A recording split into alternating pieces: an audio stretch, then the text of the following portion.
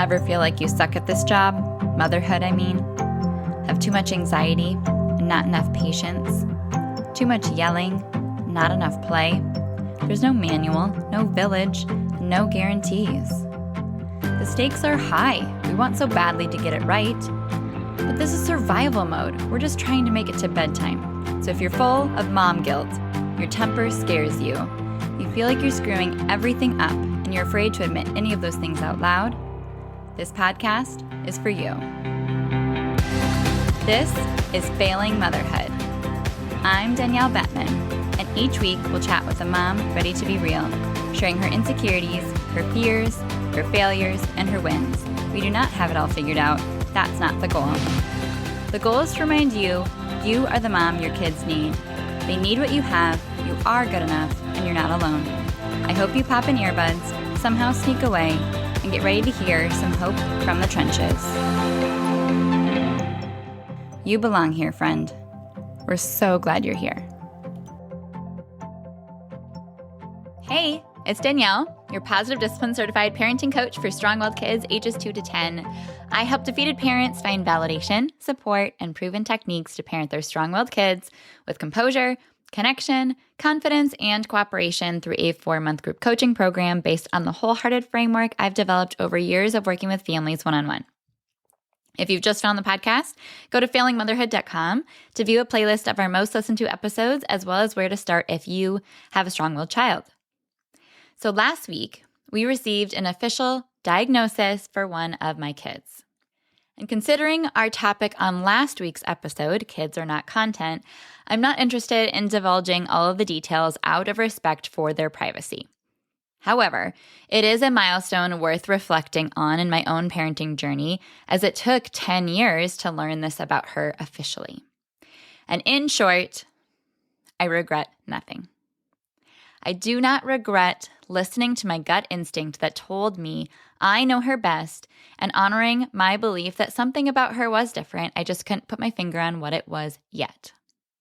I do not regret the benefit of the doubt that I gave her for years, not fully understanding her behavior, but believing it wasn't manipulative or personal. I do not regret doing the work on myself to offer patience when it would have been much easier not to in as many moments as possible.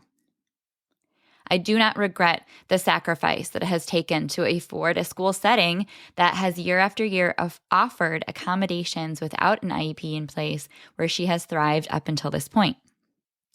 I do not regret going above and beyond, seeking out more and more environmental supports to teach and model emotional literacy from home, learning coping skills, building up their self-esteem, and offering much-needed structure.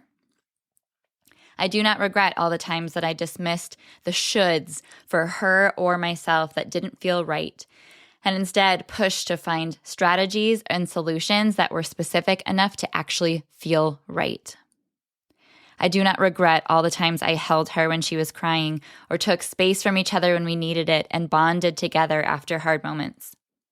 I do not regret the way I sought out ongoing and regular conversations, normalizing what I was experiencing inside my programs, both offering and benefiting from the solidarity shared with other parents. I do not regret all the times I offered her and myself grace.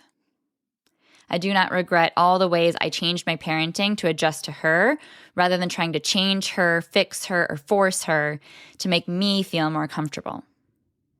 Of course, I am not perfect. There are no perfect parents, and that's not attainable or even a worthy goal. Of course, there are moments I lost my temper, or fear took over my reactions, or I had nothing to give. But when I look back, I can see all the moments where I overcame my fears. I rewired my instincts and was able to show up for her in ways I can feel proud of, never knowing that a real legit reason for a lot of this behavior was coming years down the line.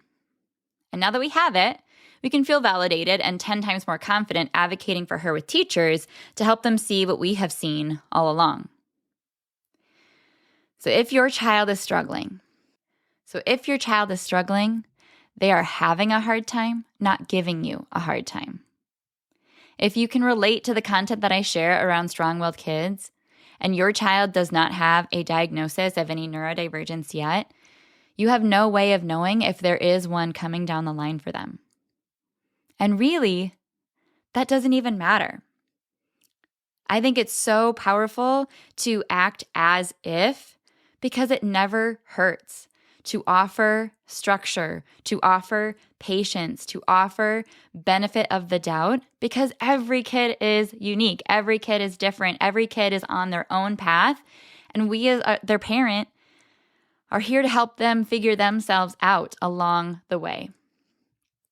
I believe it's more damaging to stick to the status quo, even if that is a best effort at gentle parenting 101, when it leaves them to believe that they're a bad kid, especially compared to a sibling that gets in trouble all the time, rather than seeking out new and different ways to understand and support them now, in the meantime, while you wait. My goal is to help you establish ways of being with your child that create peace and possibilities, regardless of a diagnosis. So you're able to have less regrets when you look back at these years. Better tools equals better days, period. A recent graduating family posted a Google review in which they wrote, "Highly recommend for any parent struggling with the right parenting strategy for their child. This helps especially with highly sensitive kids, but I think every parent could benefit." When we started working together, they were experiencing 1 to 3 long, terrible, dysregulated, and exhausting meltdowns a day. Now, this family has maybe 1 to 2 a day, but most of the time they are 5 minutes or less. There's only one big-ish one per week, but still not the severity or length as when we started working together. When asked what they would share with a parent considering the program, this parent wrote, "This takes all the guesswork out of which parenting books to read, what is the right thing to do, and how to put it all together. And getting on the same page with your partner about a parenting strategy that is good for you and your child is a game changer." So if you haven't yet, watch my free masterclass, Calm and Confident with Your Partner, how to master a kind and firm approach your strong-willed child needs without crushing their spirit or walking on eggshells. Then when you're ready for better tools and better days, apply to learn more. If you've watched the masterclass and you are still working on getting your partner on board, then send me a DM on Instagram that says same page.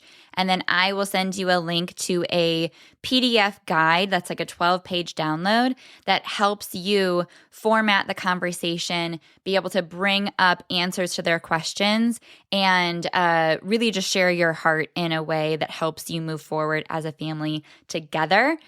So again, DM me the words same page on Instagram, and I will send you over that guide. I believe in you, and I'm cheering you on.